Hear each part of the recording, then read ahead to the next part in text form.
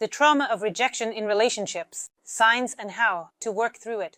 In this video, we'll talk about the trauma of rejection, the pain of being rejected. So what is this trauma and why does it get in the way of building strong and happy relationships? We'll talk about that in this video. And to start, let's talk about the signs. What are the signs that indicate you have the trauma of rejection? And the first sign is the fear of being abandoned. Jealousy is a demand for constant reassurance of feelings.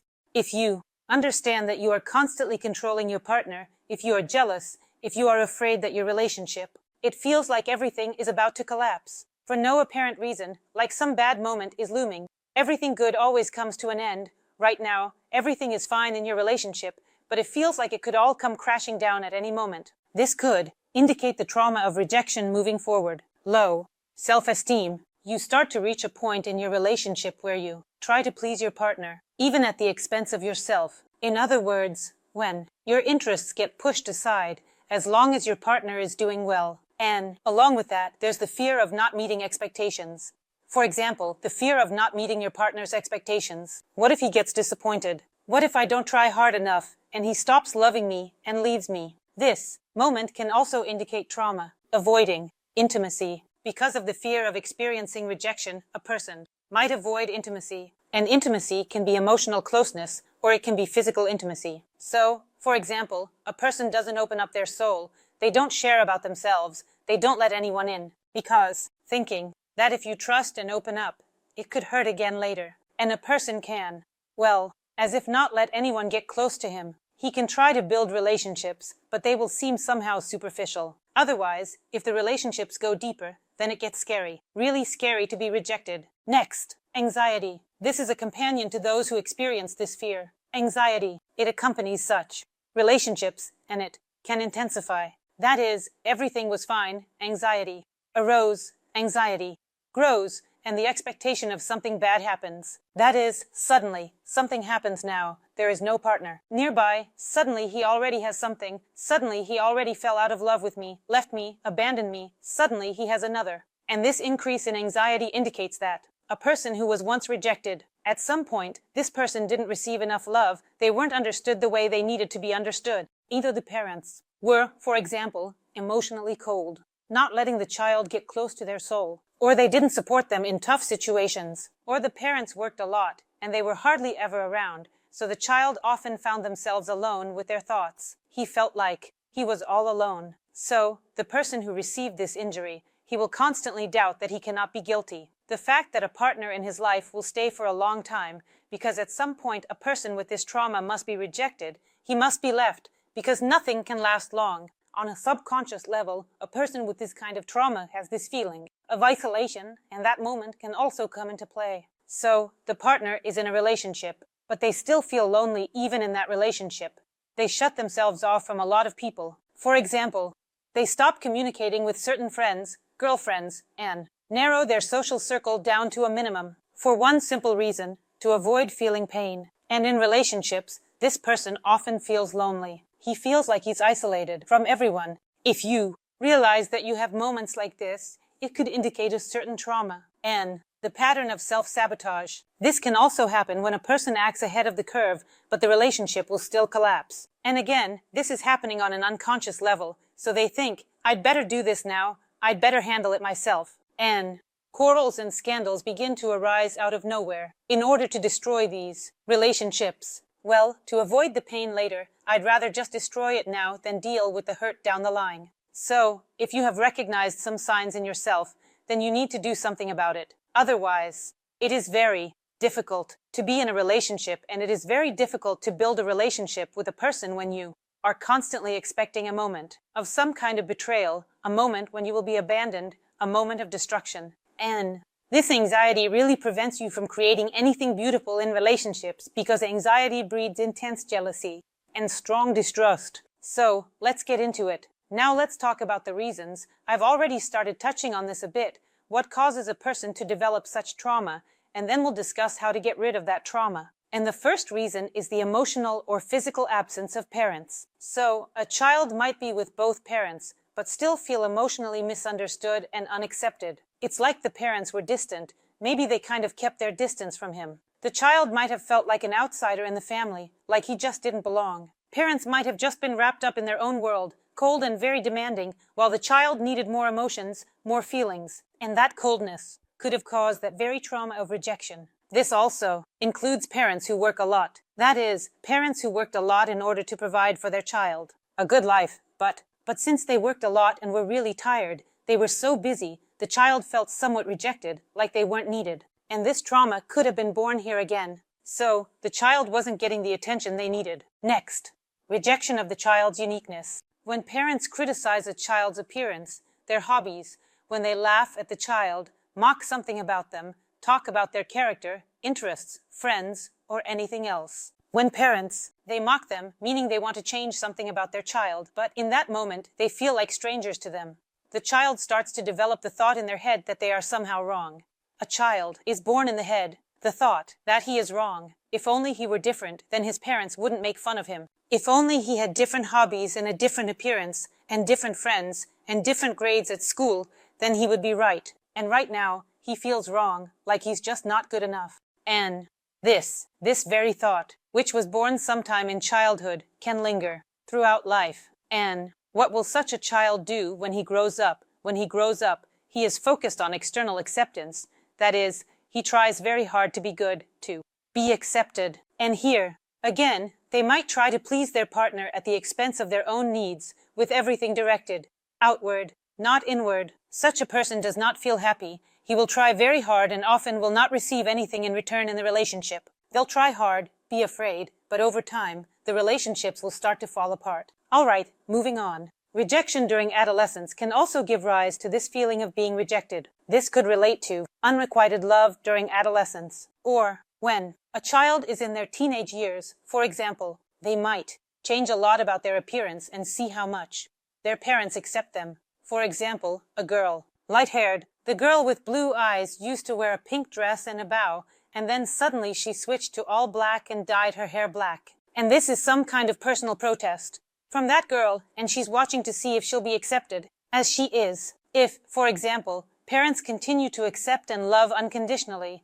then the trauma can still arise. But there are also a ton of moments when this can happen. Peers might not accept them, they might face rejection, or there could be some unrequited love during their teenage years, and the trauma of rejection can kick in again, and on top of that, the trauma of rejection can be born anew. At this adult age, when, for example, a person has built relationships, an adult has established a relationship, they had love and feelings, and at some point, they were betrayed. And they were betrayed, and the pain was so intense that the person feels like they just can't handle going through that again. So, when he can't take it anymore, if that moment happens again, it'll be just as painful. And at that moment, a person forms an association in their mind that relationships can be painful, and that they might face rejection in relationships. And he's waiting. This is the repetition of a negative scenario. This negative scenario can really repeat itself. So, how do we work through it? To work through any problem, you first have to admit it and surrender to yourself. Everything starts, any healing begins with acceptance. Accepting yourself and your problems.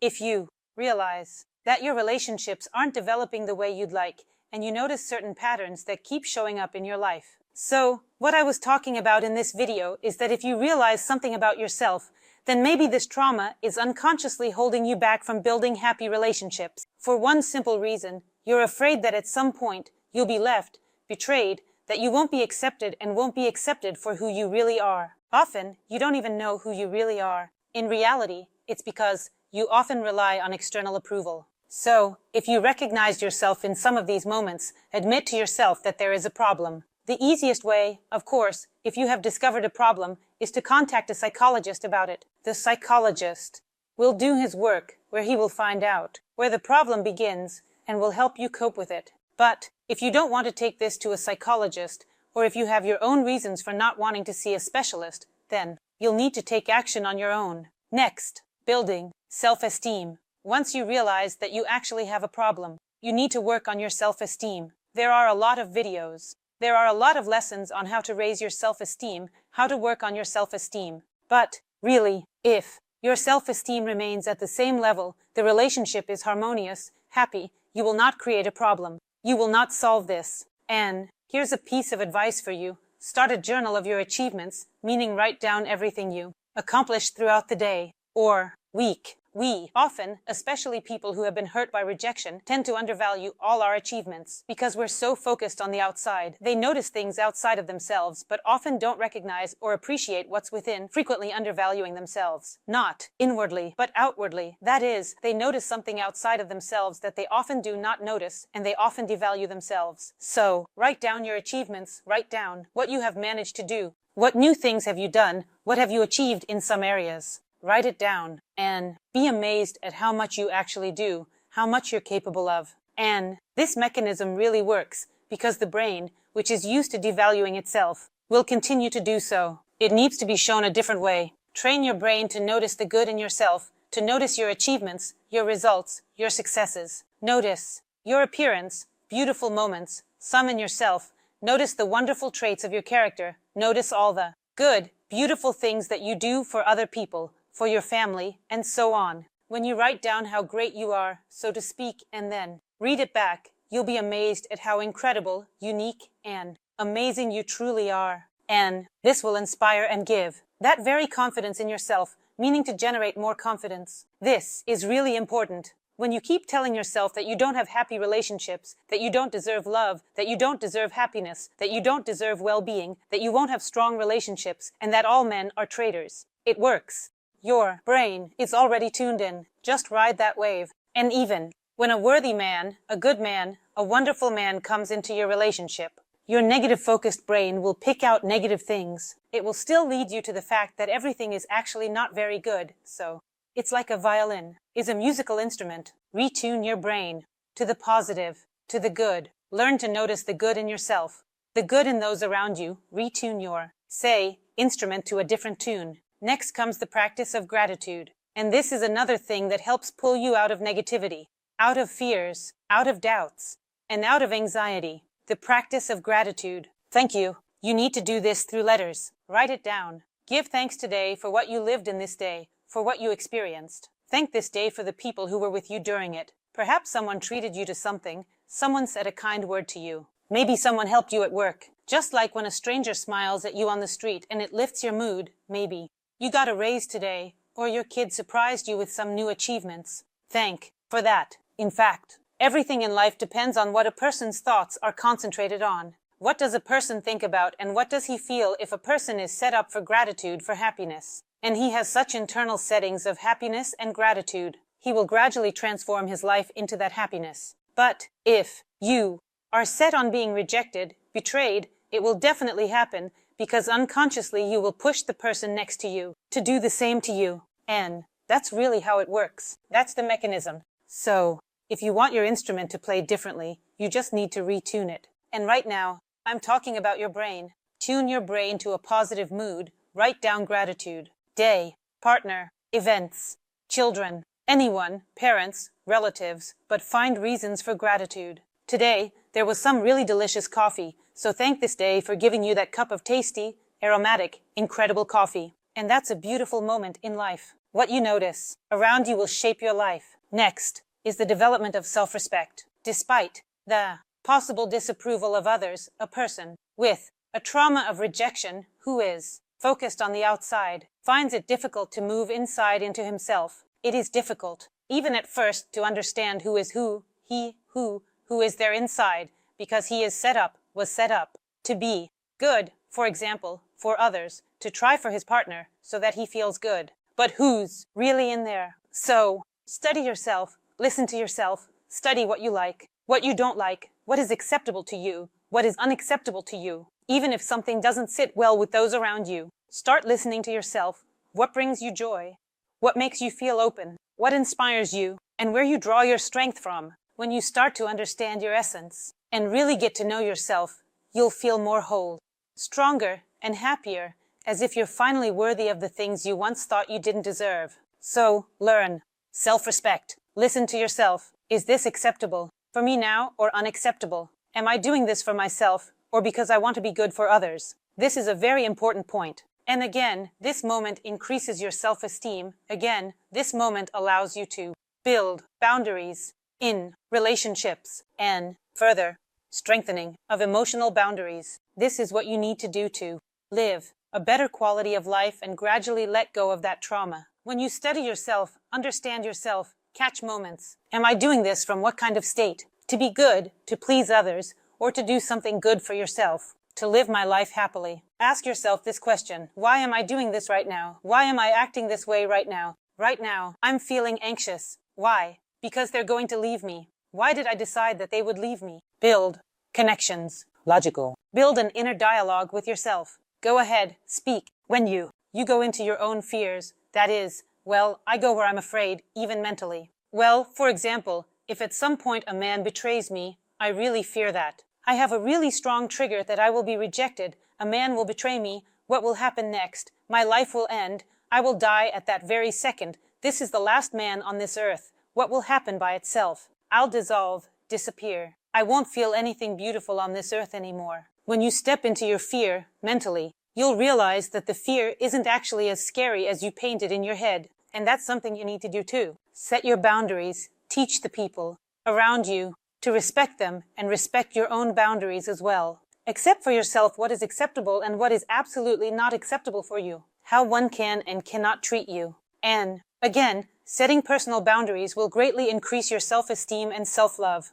When you live in harmony with yourself, aligned with your soul, you feel differently. So you stop playing certain roles, trying to make someone happy while being unhappy inside yourself. That's impossible. You just won't be able to do that. If I build an internal dialogue with myself, I become happy, a whole unit. I'm doing well, I know myself, I understand myself, so I can love another person, I can give, I can share, I can build different kinds of relationships. I don't have to fear being left behind, because I'm already a complete person. I'm happy on my own. I don't need to be rejected or accepted by someone. I don't have to try to be accepted because I'm a happy unit. And a happy unit can only be next to another happy unit. Such people start to reflect each other's happiness. And a person comes to this point when they start to confront their traumas and work through them. And the last thing is processing past experiences. The last thing I want to say in recommendations regarding this trauma is sit down and think about it, grab a pen, a pencil, a piece of paper, go back to your past.